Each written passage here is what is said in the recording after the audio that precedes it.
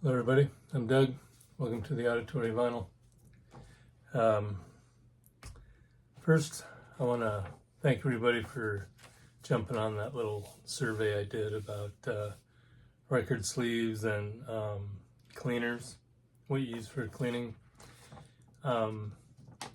Record sleeves, it seems like a lot of people use the Invest in Vinyl brand. I think I've used them a few times. They're pretty good and their price is right. Some of the other ones, like the ones you can get from Groove Wash, are twice as much. Same with Sleeve City. Although I will say the ones from Sleeve City are pretty high quality. But yeah, there was a lot of people that like the Invest in Vinyl. And for the cleaner, there's some people that use the Spin Clean or some variant of that, or another brand or whatever. But for like just your everyday cleaning, it was all over. Everybody kind of had their own little concoction of what they use. So it was real interesting, but appreciate everybody jumping on that. It was just mostly just curious kind of a thing. But so for this week in vinyl, I think this is going to be my last one. Been pretty much a full year. Pretty interesting. I learned a lot. Seemed like got a lot of good comments on it too. A lot of interesting trivia stuff. Also, might be a little bit before my next video, before I decide what I'm going to do, because as you can see up here, there's a couple empty spots. I'm starting to move everything back downstairs where I was originally.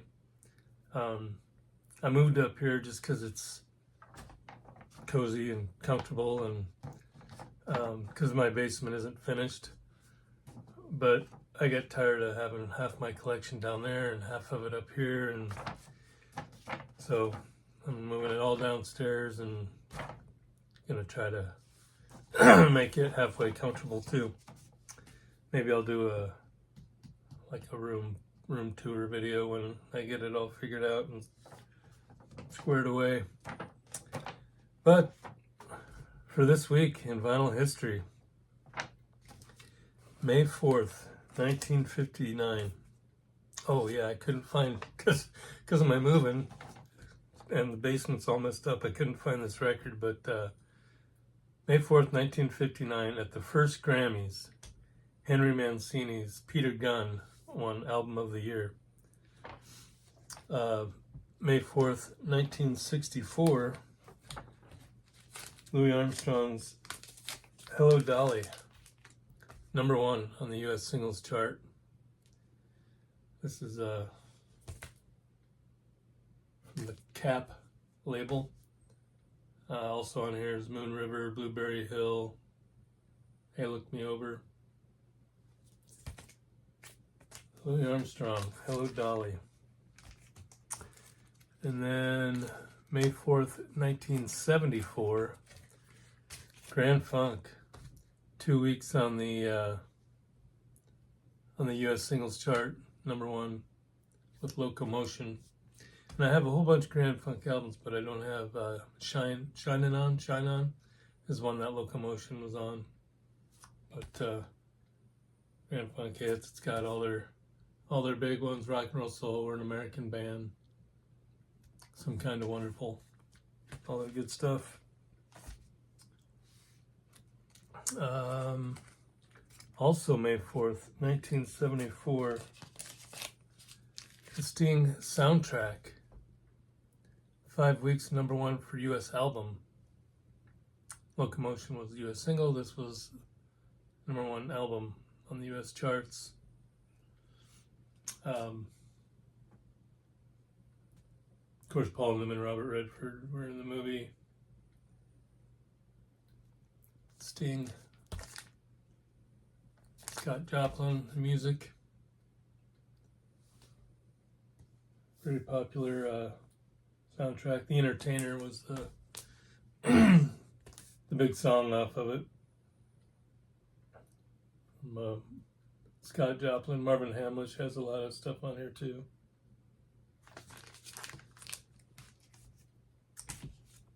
And then, still on May 4th, 1985, Don Henley peaked at number 9 on the Billboard Hot 100 with his single All She Wants to Do Is Dance off of Building the Perfect Beast album. Had a lot of hits on here. Boys of Summer, Not Enough Love in the World, Sunset Grill, I like that tune. Good album from Don Henley. May 4th, Mick Mars from Motley Crue turned 74. And the country guy, Randy Travis, turned 66. May 5th, 1962. Another soundtrack.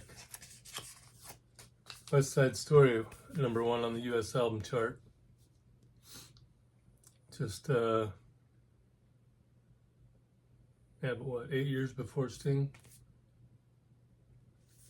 West Side Story with Natalie Wood, Rita Moreno.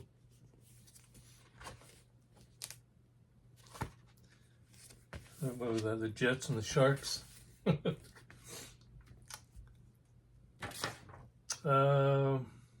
May 5th, 1979. Peaches and Herb reunited. That song was constantly on the radio. Yeah. Huge song. 4 weeks on the number 1 U.S. singles chart.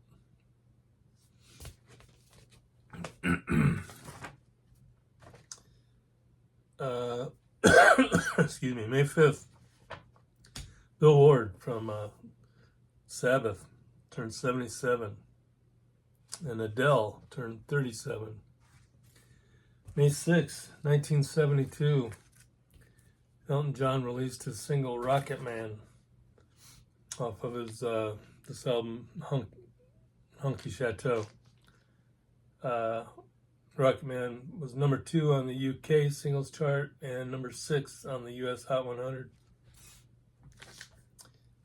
This also has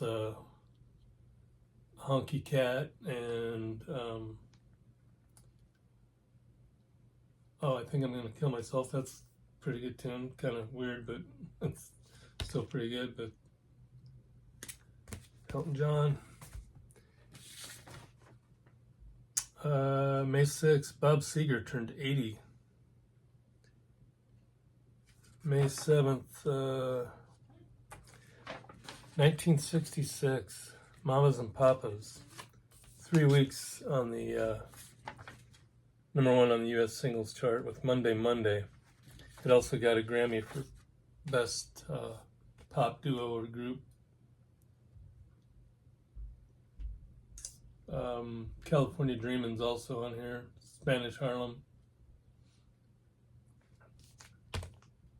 This is the later cover. The original one had just the urinal or the toilet maybe, and people just thought it was disgusting, so they had to cover it up.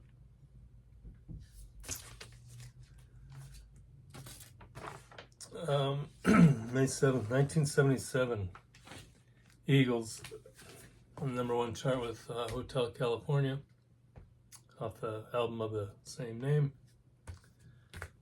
What else is on here? Life in the Fast Lane. New Kid in Town, I think, is on this one. It's a great album.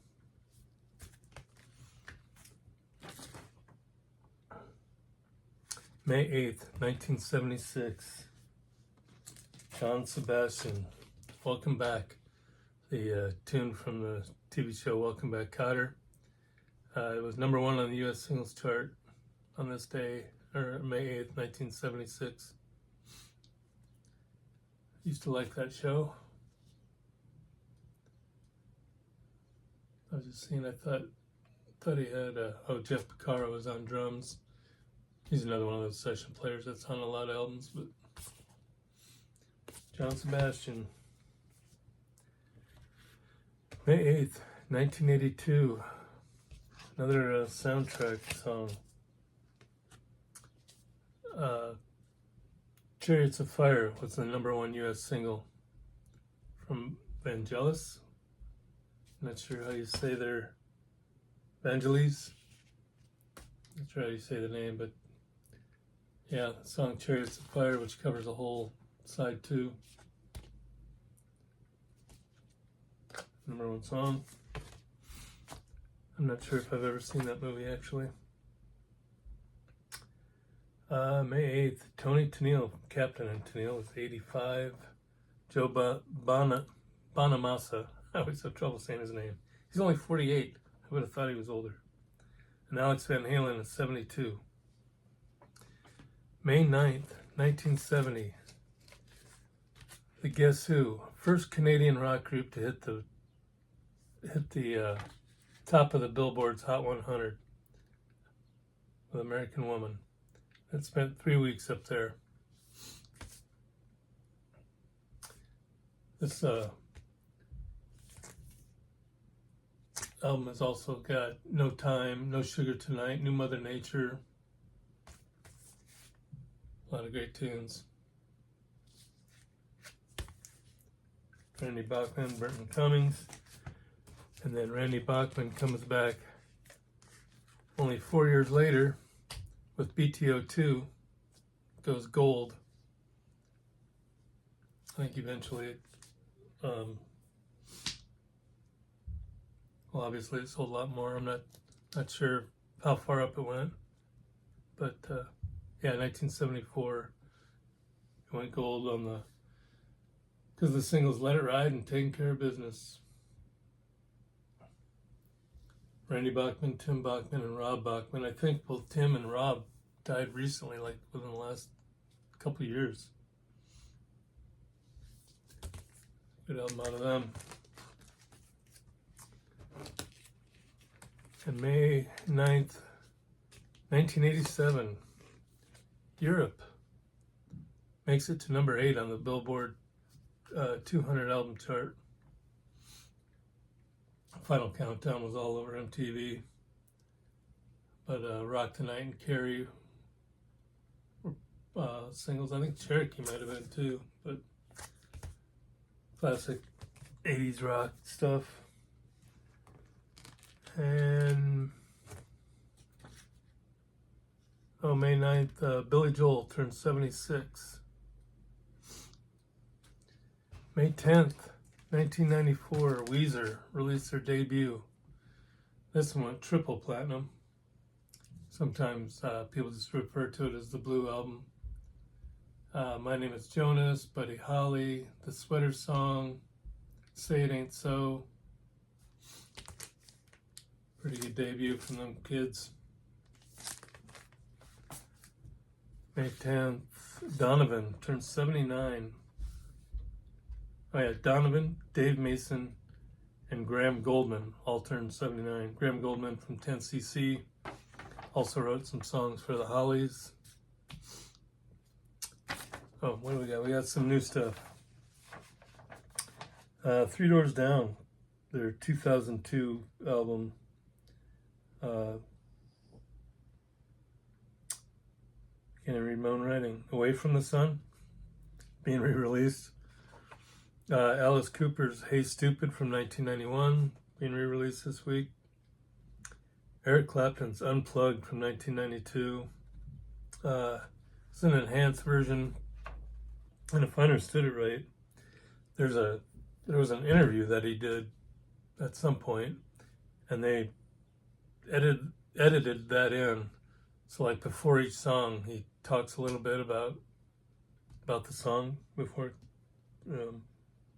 it's played. If I understand it right. But yeah, Unplugged from 1992. George Harrison's Dark Horse from 74. Extra Texture from 75. And 33 and a Third from 1976. All three of those being re-released. So, there you go. There is a year's worth of this week in vinyl history.